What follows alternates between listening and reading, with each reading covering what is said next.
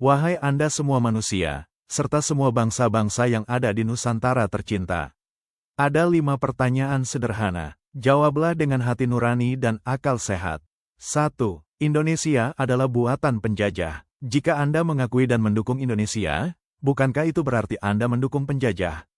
2. Sejak 1945 hingga hari ini, berbagai laporan sejarah dan HAM mencatat Indonesia telah membunuh tanda kurang lebih 50.000-60.000 ulama dan tokoh agama, serta membakar, menutup tanda kurang lebih 3.000 hingga 4.000 pesantren, dayah, surau, dan lembaga pendidikan Islam, terutama periode tahun 1945 sampai tahun 1949, tahun 1965 sampai tahun 1966, dan operasi militer berikutnya.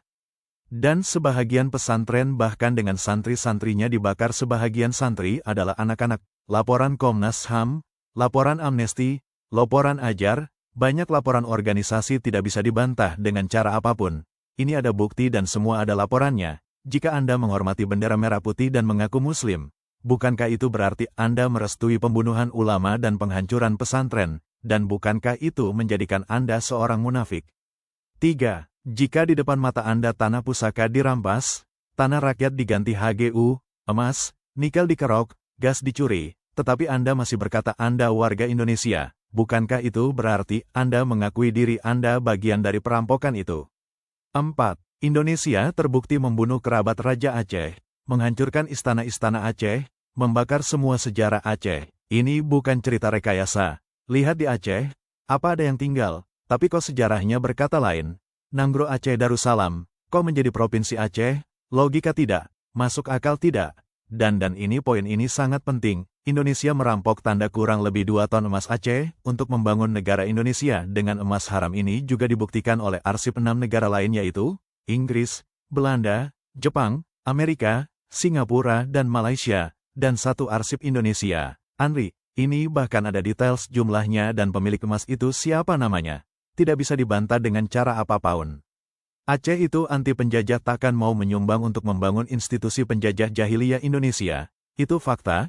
Rekayasa Aceh menyumbang itu bohong dan tidak punya bukti. Jika Anda masih mengakui tentara Indonesia bahkan menghormati seragamnya pembunuh itu, bukankah itu berarti Anda bersubhat dengan pembunuh dan perampok dan pendosa besar? 5. TNI, SGI, BIN, Polri, Kopassus, dan Brimob terbukti merampas lahan. Dengan bantuan izin Kementerian dan Titah Jawa di Jakarta, TNI, SGI, BIN, Kopassus, Brimob terbukti membunuh warga, memperkosa dan membunuh anak-anak. Bahkan di Aceh saja 60.000 anak dibunuh dan 30.000 diantaranya diperkosa hingga mati. Ini pedofilia berjamaah. Dan dicatat oleh Amnesty International, Human Rights Watch, BBC, CNN, Al Jazeera, Komnas HAM, Kontras Aceh, Ajar, dengan ribuan saksi. Jika Anda masih mendukung dan menyebut diri Indonesia, bukankah itu berarti Anda juga mendukung pemerkosa, pedofil, dan pembunuh rakyat Anda sendiri? Kebanyakan pelakunya masih hidup dan ada sebahagian kalian kenal mereka. Tanyakan mereka. Jika tidak percaya, mereka TNI itu bukan perwira tapi pembunuh, pemerkosa dan perampok lahan, pembakar rumah, sekolah, dan pesantren. Tanyakan mereka jika apa yang saya bilang ini bohong. Saksi, bukti dan referensinya banyak. Dokumen ini bukan kebencian. Ini pertanyaan nurani. Saatnya memilih, menjadi manusia merdeka, atau menjadi pelindung dan pendukung kejahatan. Pertanyaan sederhana kepada TNI, Polri, BIN, SGI, Kopassus, dan Brimob, terutama para komandannya. Anda semua tahu bahwa Indonesia hari ini berperilaku seperti syaitan, menindas dan membunuh rakyat lemah yang tidak bersenjata. Jika Anda masih menyebut diri Anda perwira, bukankah itu kebodohan yang sangat bodoh?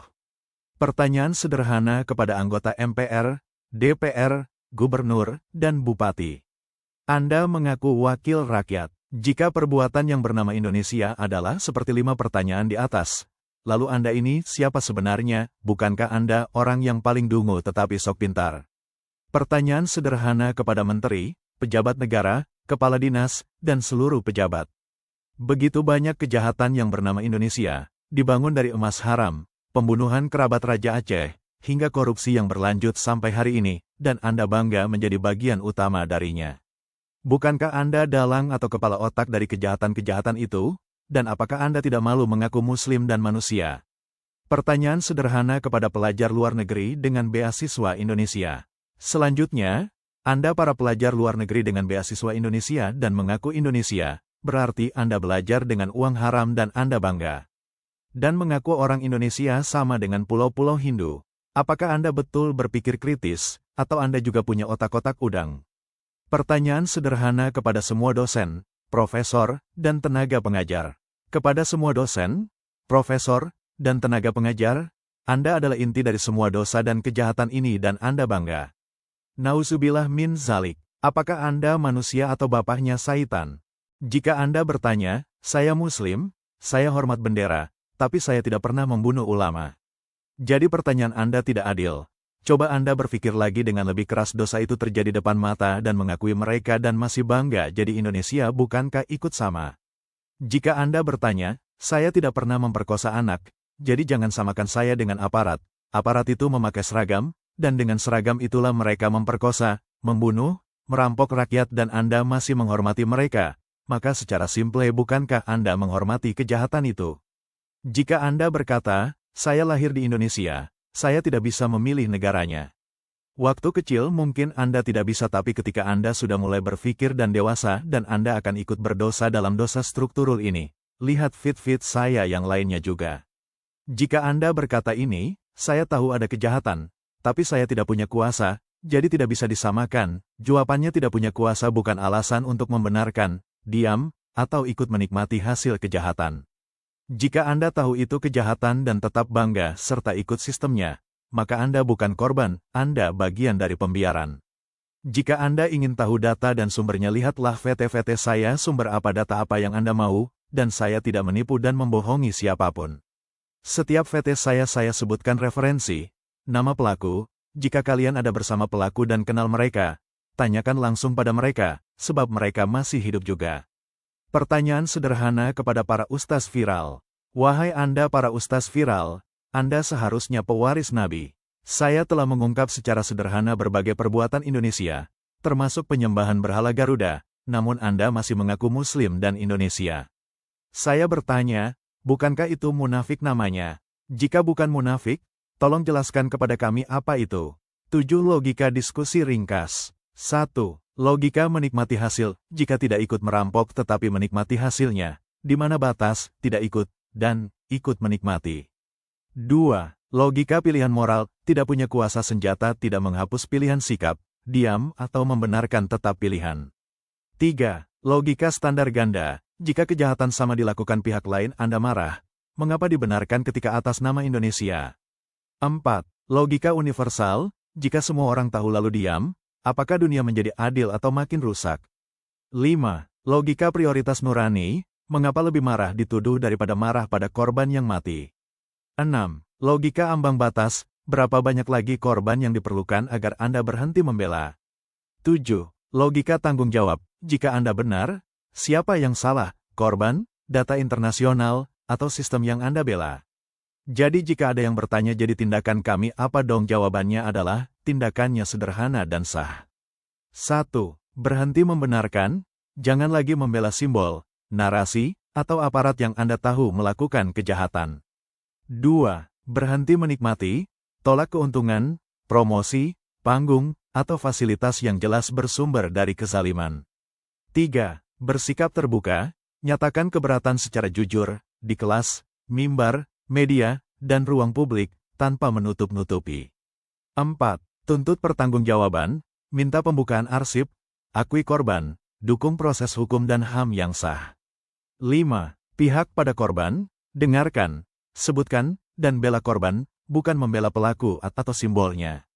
6. Didik dengan kebenaran, ajarkan sejarah apa adanya, rujuk data, dan hentikan propaganda. 7. Jangan diam, diam setelah tahu adalah pilihan, dan pilihan itu punya konsekuensi moral. Bantu viralkan posting-posting saya di TikTok, FB dan YouTube, mari bersama berantas kebatilan, kejahatan dan kemunafikan itu. Kami tidak diminta angkat. Tambahan penting, yang sering dilupakan. Jika Anda aparat, atau orang tua, istri, suami, anak, atau keluarga dari aparat, Anda wajib menyuruh mereka berhenti. Karena merekalah alat, akar, dan kekuatan dari jahiliyah dan dosa struktural ini. Diam atau membenarkan di dalam keluarga berarti ikut melanggengkan kejahatan. Klarifikasi penting, saya tidak pernah mengatakan semua pemakai seragam adalah pelaku. Yang saya tekankan adalah bahwa kejahatan di Aceh dilakukan karena adanya kekuasaan yang dilegitimasi oleh seragam. Seragam itu bukan sekadar pakaian, melainkan alat legitimasi yang memberi rasa kebal dan kuasa untuk membunuh, memperkosa, dan membakar. Karena itu, normalisasi seragam institusi yang terbukti melakukan kejahatan berat harus ditolak di ruang sipil sampai ada akuntabilitas, pengakuan, dan pemulihan korban. Orangnya boleh hadir sebagai warga, tetapi seragam, sebagai simbol legitimasi kekerasan, tidak dinormalkan. Dalam hukum pidana internasional, yang dikriminalkan bukan hanya tindakan langsung, tetapi juga peran dan partisipasi. Ini mencakup tindakan, pembunuhan, pemerkosaan, penyiksaan, pembakaran, perintah dan tanggung jawab komando, kebijakan, pembiaran sadar, serta partisipasi aktif. Dalam konteks kejahatan struktural di Aceh, kehadiran dengan simbol atau seragam institusi pelaku tidak bersifat netral. Apabila seragam tersebut dipakai sebagai alat legitimasi kekuasaan, intimidasi, kontrol, atau kelanjutan operasi terhadap masyarakat sipil, maka kehadiran itu merupakan pelaksanaan perintah dan bentuk partisipasi opresif, bukan sekadar keberadaan pasif. Jika ada orang memakai baju TNI sebagai seragam pembunuh, pemerkosa, dan perampok di Aceh, hal itu bermakna melanjutkan praktik opresi, bertentangan dengan hukum internasional, dan kehadirannya menambah trauma masyarakat. Oleh karena itu, pendokumentasian berupa foto atau video yang jelas menjadi penting sebagai bukti peristiwa. Rujukan hukum internasional, tanpa mengubah isi di atas. Statuta Roma ICC Pasal 25, Individual Criminal Responsibility, menegaskan bahwa setiap individu bertanggung jawab secara pidana atas kejahatan internasional, termasuk sebagai pelaku langsung, peserta, pembantu, atau pihak yang berkontribusi secara sadar dalam pelaksanaan kejahatan. Statuta Roma ICC Pasal 28, Command Responsibility, menetapkan tanggung jawab pidana para komandan dan atasan militer maupun sipil atas kejahatan yang dilakukan bawahan mereka apabila mengetahui atau seharusnya mengetahui, dan gagal mencegah atau menghukum kejahatan tersebut. Kesimpulan penting, nama wajib ada sebagai identitas resmi. Identitas resmi, nama, jabatan satuan sebagaimana tercantum pada atribut atau dokumen dinas, dapat diunggah ke media sosial dan diserahkan kepada lembaga penyelidik resmi untuk proses verifikasi.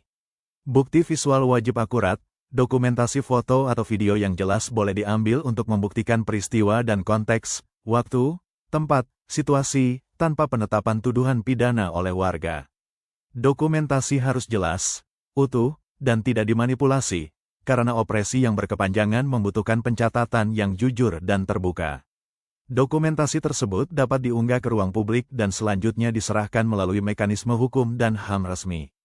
Penetapan dan publikasi nama individu jika terbukti bersalah nantinya dilakukan oleh penyelidikan resmi dan jaksa, agar kejahatan tidak lolos karena kesalahan prosedur. Kami tidak diminta angkat senjata, kami diminta berhenti membenarkan, berhenti menikmati, dan berhenti diam setelah tahu.